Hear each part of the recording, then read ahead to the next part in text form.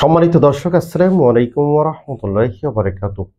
Issue টিভির নতুন আরো একটি আয়োজনে আপনাদেরকে জানাচ্ছি স্বাগতম।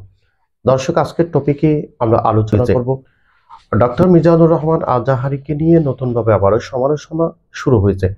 সেই আসলে ডক্টর মিজানুর রহমান আজাহারী যশোরের মাহফিলে কি বলেছিলেন, কি এমন ভুল কথা বলেছেন, এই বিষয়ে সংক্ষিপ্ত আকারে আলোচনা করব।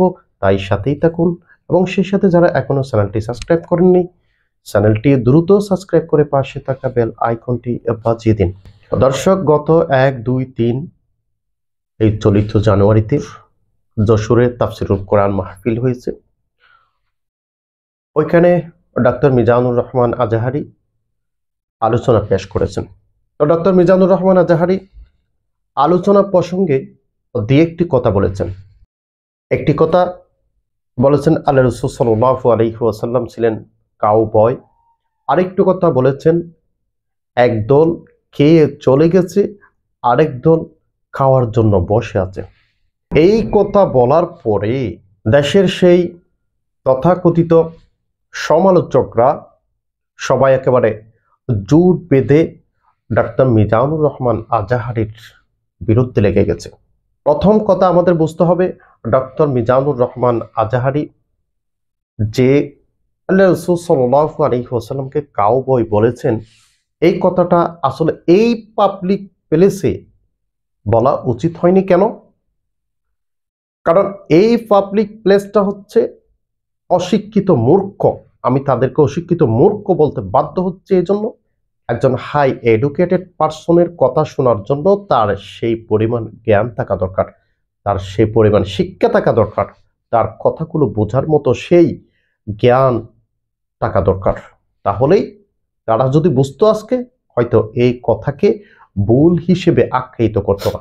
দ্বিতীয় যে কথাটি নিয়ে বাড়াবাড়ি চলছে সেটা হচ্ছে যে একদল খেয়ে চলে গেছে, আরেক দল খাওয়ার জন্য বসে আছে। এখানে এক বিন্দু পরিমাণ ভুল উনি বলেননি। কারণ একটি দল এখানে বিগত 15টি বছর ধরে শাসন করেছে, মানুষকে নির্যাতন নিপীড়ন করেছে। আসলে এগুলো এখানে বলে শেষ করা যাবে না। কিন্তু আরেকটি দল অলরেডি সেই পথে হাঁটছে, সে যেই হোক না কেন। আরেক দলের বিশেষ ব্যক্তিবর্গ বলা শুরু করলো, উনি টাকা নিয়ে ওয়াজ করেন, উনি একজন স্কলার, ওনার এই ধরনের কথা বলা মোটেও উচিত হয়নি।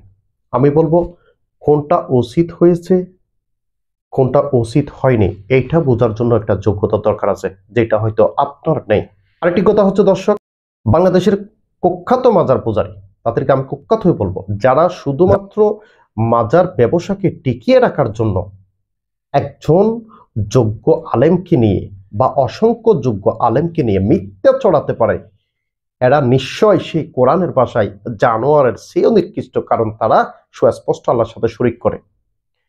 এই মহলটি ডক্টর মিজানুর রহমান আজাহারীর ব্যাপারে তথা চলে যাওয়ার আগে ইচ্ছে মতো সমালোচনা করলো। বিভিন্ন লিফলেট থেকে শুরু করে মানববন্ধন থেকে শুরু করে কি করেনি। শেষমেশ ডক্টর মিজানুর রহমান আজাহারী দেশ থেকে যে চলে যেতে বাধ্য হলেন, চলে গেলেন। শেষমেশ আবার আমাদের সোনার ছেলে আমাদের দেশে ফিরে এসেছে।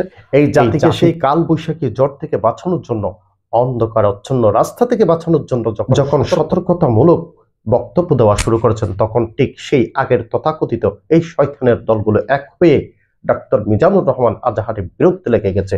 তবে কোনো লাভ হবে না, কারণ এই ধরনের বিরোধিতা আমরা কিছুই মনে করি না। কারণ এই জন্য এই পৃথিবীর জমিনে যখনই আল্লাহর আইনকে, আল্লাহর দিনকে প্রতিষ্ঠা করার লক্ষ্যে কেউ কথা বলেছে, তার বিরোধিতা করা হয়েছে। নূহ আলাইহিস সালাম থেকে একেবারে শেষ নবী জনাবে হযরত মুহাম্মদ সাল্লাল্লাহু আলাইহি ওয়াসাল্লাম পর্যন্ত এই দ্বারা অব্যাহত ছিল।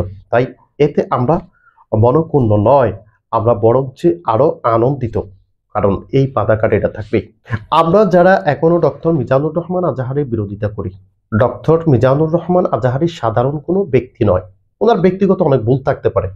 আমরা ভুলের ঊর্ধ্বে নয়। পৃথিবীর জমিনে এমন কোনো বাপের বেটা নাই যাদেরকে আল্লাহ একেবারে পরিশুদ্ধ রেখেছেন, তারা ব্যতীত ভুল করেন এমন কোনো বাপের বেটা থাকলে সামনে এসে দাঁড়াও। আমি একজন মূর্খ হয়ে বলছি যে মানুষের ভুল হতেই পারে, কিন্তু আমরা ভুল মানতে চাই না। একটা ছোট্ট ভুল পেলেই এটাকে একেবারে বাইলার করার চিন্তা করে কি মনে করো নিজেকে? তোমার হাজার হাজার লক্ষ লক্ষ বল মানুষ আজকে দেখছে, আর তুমি আইসো মিয়া ওই যে একটা ছোট্ট কি যেন কথা, স্মার্ট একটা কথা বলছে সেটা তুমি বুঝো না, এই ভুল ধরতে আইসো।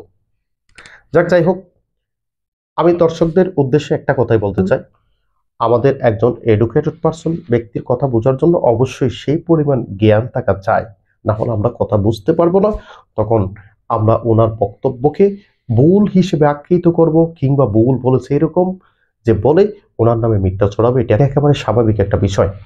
আর যারা ইসলাম বিরোধী তাদের ব্যাপারে আমি কিছু বলবো না, তারা থাকবে একবারে, আল্লাহ যতদিন চায় তারাই এই পৃথিবীতে থাকবে।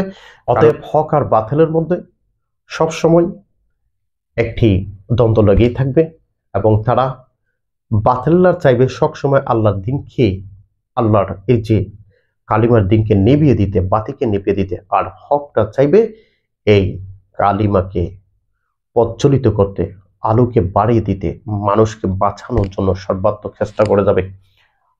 আরেকটি কথা বলতে চাই, জনাব ডক্টর মিজানুর রহমান এই দেশের সূর্য সন্তান। উনি বর্তমান শুধু দেশের জন্য সম্পদ নয়, পুরা বিশ্বের জন্য সম্পদ। আপনি আমি যদি না বুঝি তাহলে আমাদের মাথায় সমস্যা রয়েছে। উনি এই বাংলার জমিনে যদি কোনো ওয়াজ নসিহত কিংবা কোনো বক্তব্য না দেন, তাতে আমি মনে করি ওনার বিশেষ কোনো ক্ষতি হবে।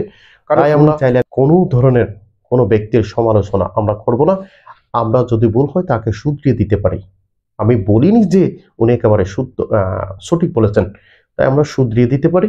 তাই দর্শক, আজকের এই আলোচনাটি এখানে শেষ করব। সবাই ভালো থাকবেন, সুস্থ থাকবেন, এবং ভিডিওটি বেশি বেশি লাইক শেয়ার কমেন্ট করবেন সেই আশা ব্যক্ত করে আজকের মতো বিদায় নিচ্ছি। আসসালামু আলাইকুম ওয়া রাহমাতুল্লাহি ওয়া বারাকাতুহু।